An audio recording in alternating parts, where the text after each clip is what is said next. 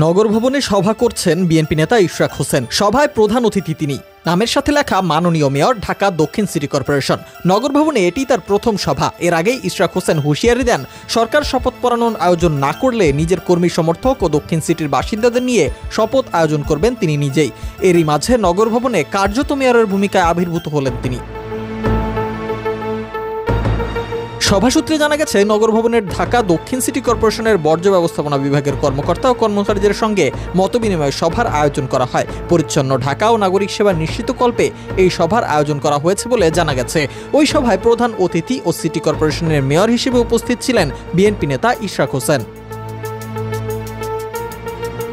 নগর ভবনের কনফারেন্স রুমে এই সভা করেছেন ইঞ্জিনিয়ার ইশরাক। তার সাথে উপস্থিত ছিলেন নগর ভবনে কর্মরত বেশ কয়েকজন কর্মকর্তা। শুধু তাই নয়, সভায় ইশরাক হোসেনকে ফুলেল শুভেচ্ছা ও ক্রেস্ট প্রদান করতে দেখা গেছে কয়েকজনকে।